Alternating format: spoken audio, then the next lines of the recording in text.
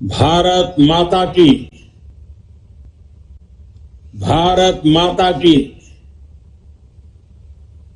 भारत माता की। भारतीय जनता पार्टी के स्थापना दिवस के इस पुण्य अवसर पर मेरे साथ जुड़े पार्टी के सभी समर्पित कार्यकर्ता साथी, पार्टी के समस्त पदाधिकारीगण, हमारे राष्ट्रीय अध्यक्ष श्रीमान जेपी नड्डा जी, देवी और सज्जनों, आज नवरात्रि की 5वीं तिथि भी है। आज के दिन हम सभी मां स्कंद माता की पूजा करते हैं और हम सब ने देखा है मां स्कंद माता कमल के आसन पर विराजमान रहती है और अपने दोनों हाथों में कमल का फूल थामे रहती है। मेरी प्रार्थना है कि मां स्कंद माता का आशीर्वाद देशवासियों पर, भारतीय जनता पार्टी के प्रत्येक कर्मठ कार्यकर्ता पर, प्रत्येक सदस्य पर हमेशा बना रहे। मैं देश और दुनिया भर में फैले भाजपा के प्रत्येक सदस्य को बहुत बहुत शुभकामनाएं देता हूं। कश्मीर से कन्याकुमारी, कच्छ से कोहिमा तक भाजपा एक भारत श्रेष्ठ भारत के संकल्प को निरंतर सशक्त कर रही है। श्रद्धेय डॉक्टर श्यामा प्रसाद मुखर्जी, पंडित दीनदयाल उपाध्याय जी,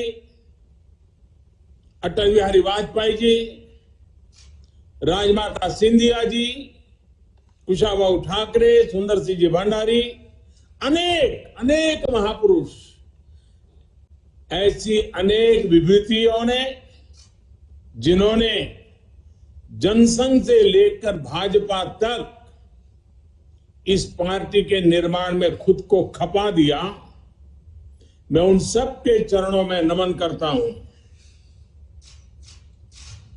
साथियों, इस बार का स्थापना दिवस 3 वजहों से बहुत महत्वपूर्ण हो गया है।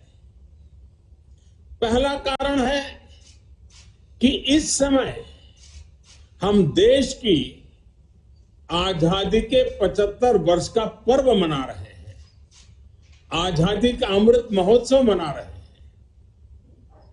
ये प्रेरणा का बहुत बड़ा अवसर है। दूसरा कारण है तेजी से बदलती हुई वैश्विक परिस्थितियां, बदलता हुआ ग्लोबल ऑर्डर, इसमें भारत के लिए लगातार नई संभावनाएं बन रही है। तीसरा कारण भी उतना ही अहम है। कुछ सप्ताह पहले 4 राज्यों में भाजपा की डबल इंजन की सरकार वापस लौटी है। 3 दशकों के बाद राज्यसभा में किसी पार्टी के सदस्यों की संख्या 100 तक पहुंची है। यानी वैश्विक दृष्टिकोण से देखें या राष्ट्रीय दृष्टिकोण से देखें, भाजपा का दायित्व,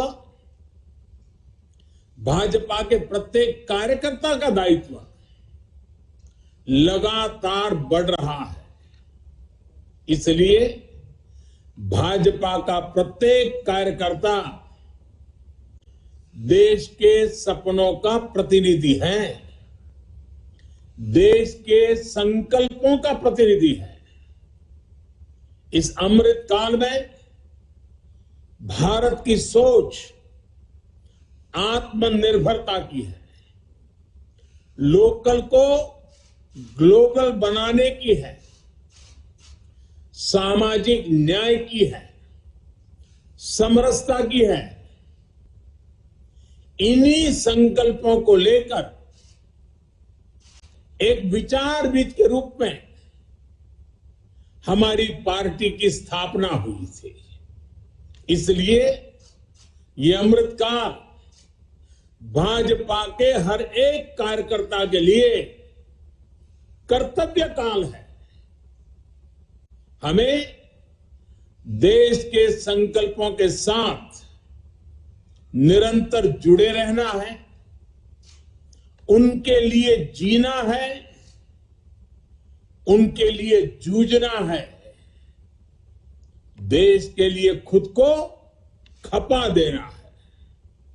साथियों, एक समय था जब लोगों ने यह मान लिया था कि सरकार किसी भी आए, लेकिन देश का कुछ नहीं हो पाएगा, निराशा ही निराशा थी। आज देश का एक एक जन गर्व से यह कह रहा है कि देश बदल रहा है, तेजी से आगे बढ़ रहा है। आज दुनिया के सामने एक ऐसा भारत है जो बिना किसी डर या दबाव के अपने हितों के लिए अड़िग रहता है। जब पूरी दुनिया दो विरोधी ध्रुवों में बटी हो, तब भारत को एक ऐसे देश के रूप में देखा जा रहा है जो दृढ़ता के साथ मानवता की बात कर सकता है। हमारी सरकार राष्ट्रीय हितों को सर्वोपरि रखते हुए काम कर रही है। आज देश के पास नीतियां भी हैं, नियत भी है। आज देश के पास निर्णय शक्ति भी है और निश्चय शक्ति भी है। इसलिए आज हम लक्ष्य तय कर रहे हैं, उन्हें पूरा भी कर रहे हैं। आपने भी देखा है, कुछ समय पहले ही देश ने $400 बिलियन यानी 30 लाख करोड़ रुपए से भी ज्यादा के उत्पादों के एक्सपोर्ट का टारगेट पूरा किया है। कोरोना के इस समय में इतना बड़ा लक्ष्य हासिल करना भारत के सामर्थ्य को दिखाता है। कोरोना के खिलाफ लड़ाई को भारत अपने संसाधनों से लड़ रहा है, लगातार जीतने का प्रयास कर रहा है। आज भारत 180 करोड़ से ज्यादा वैक्सीन डोज देने वाला देश है। आज पूरी दुनिया देख रही है कि इतने मुश्किल समय में भारत 80 करोड़ गरीबों, वंचितों को मुफ्त राशन दे रहा है। 100 साल के इस सबसे बड़े संकट में गरीब को भूखा ना सोना पड़े, इसके लिए केंद्र सरकार करीब करीब 3.5 लाख करोड़ रुपए खर्च कर रही है। बीते वर्षों में देश ने ये देखा कि जिस तरह अपने नागरिकों का जीवन आसान बनाना भाजपा सरकारों की, डबल इंजन की सरकारों की प्राथमिकता रही है। गरीबों को पक्के घर से लेकर शौचालय के निर्माण तक,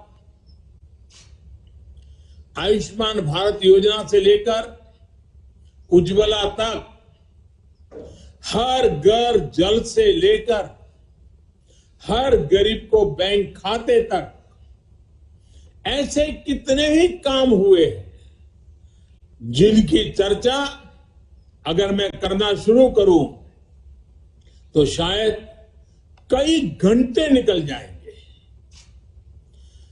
सबका साथ सबका विकास के मंत्र के साथ हम सबका विश्वास प्राप्त कर रहे हैं। देश के विकास के लिए दिन रात मेहनत कर रहे हैं। साथियों, आजादी के इस अमृत काल में हमने सेचुरेशन यानी जन कल्याण की हर योजना को 100% लाभार्थियों तक पहुंचाने का जो संकल्प लिया है, ये संकल्प अपने आप में बहुत विराट है। सेचुरेशन तक पहुंचने के इस अभियान का मतलब है भेदभाव की सारी गुंजाइश को खत्म करना,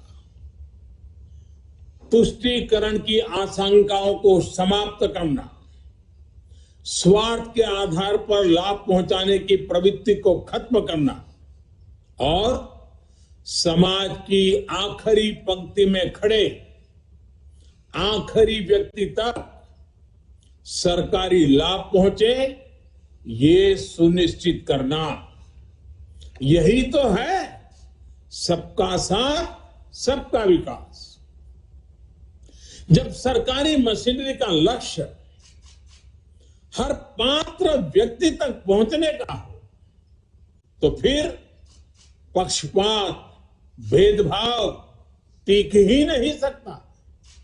इसलिए हमारा ये सेवा भाव अभियान सोशल जस्टिस सामाजिक न्याय का बहुत बड़ा माध्यम है। भाजपा के प्रत्येक कार्यकर्ता को ये संदेश लेकर घर घर जाना है, सबको जागरूक करना है। साथियों, हमारे देश में दशकों तक कुछ राजनीतिक दलों ने सिर्फ वोट बैंक की राजनीति की। कुछ लोगों को ही वायदे करो, ज्यादातर लोगों को तरसा कर रखो। भेदभाव, भ्रष्टाचार, ये सब वोट बैंक की राजनीति का साइड इफेक्ट था।